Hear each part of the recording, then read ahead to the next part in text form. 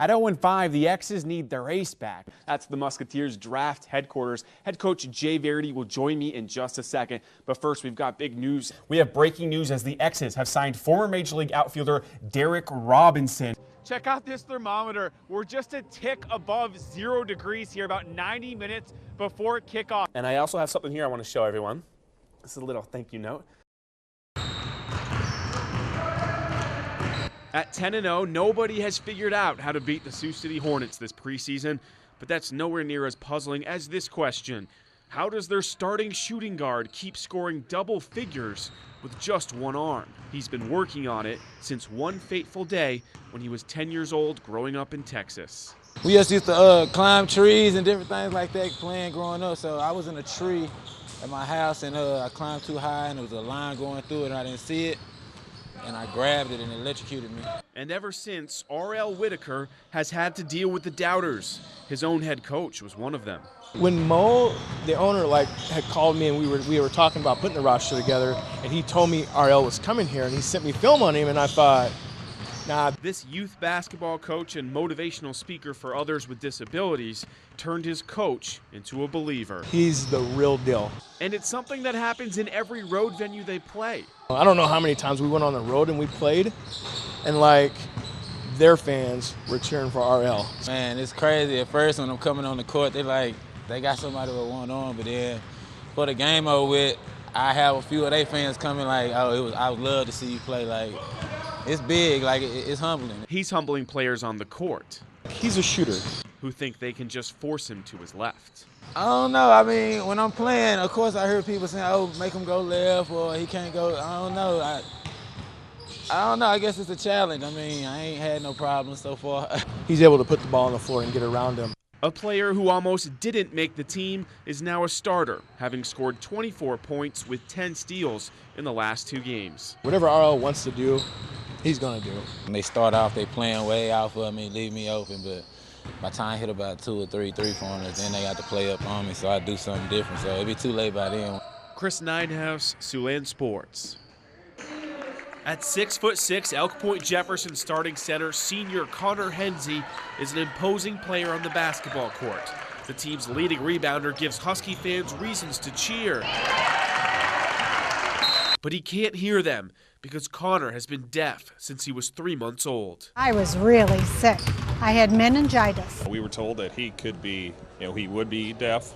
There's a great possibility he was mentally handicapped, couldn't walk, couldn't talk, nothing, and may not even live. And they found out I had almost died twice while I had that disease, and from that point on, I was deaf. At the age of 3, Connor met Jenny Claus, who has served as his interpreter throughout his childhood. He doesn't need me. Let's go. Do it again. Let's go. But Huskies head coach Cole Knipling says he sure needs her. He says she does more than just sign the plays into Connor on game days. As a coach, you're watching so many different things with all the different players, and Jenny's just watching Connor. So she'll come to me saying, you're telling him to do this and he's not doing it. So it's great because she tattles on him all the time, and then I get after him. Connor remembers the day coach first went after him and recruited him to play basketball when he was in middle school. I feel just inspired and elated. It didn't mean that I was on it. I had to work my butt off to be on varsity. It's kind of a crime. If he wasn't deaf, every NEIA school in our area would be drooling over him. He's the biggest athlete I've ever had here. And in a sport where trash talk is big, Connor is unfazed. If they say mean things, I ignore them. Actually, I can't hear them. My favorite story is when he was a 7th grader. We were doing an in-practice scrimmage, and he used to wear his cochlear implant so he could hear some things, and he was shooting a free throw to win the scrimmage. And they're all getting loud, and he just unplugged it, looked at him like, I can't hear you, buried it, plugged it back in, and went, what?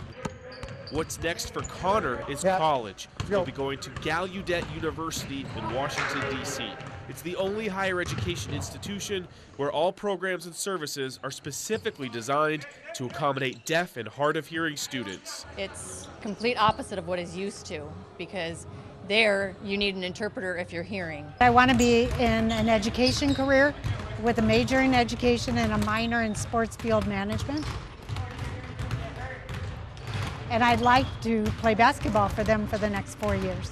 And I think he's going to play there. I think he's going to do great. Are you going to miss him? Yes, very much so.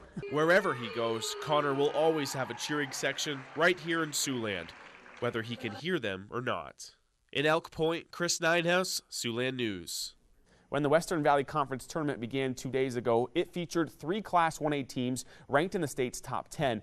But Cinderella crashed the championship game. In a 9-team tournament, it was the 6-seed Ridgeview squaring off with the 8-seed West Monona. As if that wasn't improbable enough, this tournament ended in walk-off fashion.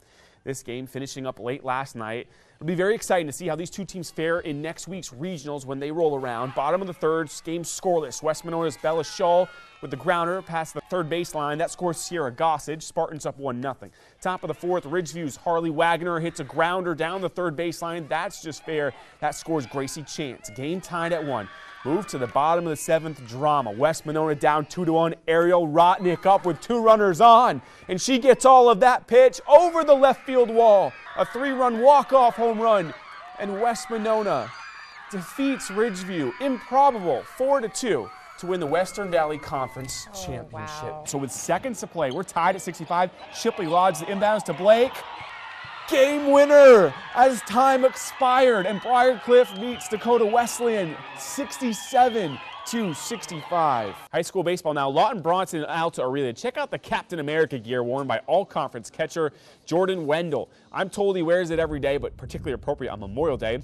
Much like the beginning of the movie Civil War, things didn't start off well for Cap. The ball gets away from Wendell. It's stuck in the fence. He can't find it. Allows Colin Buss to score. We are tied at 1. No spoilers here, but let's just say things get good for Captain America in that movie, and they got good for Wendell. That's a no doubt about it homer for him. The 2-run shot makes it 3-1 Warriors, and Team Cap loves it.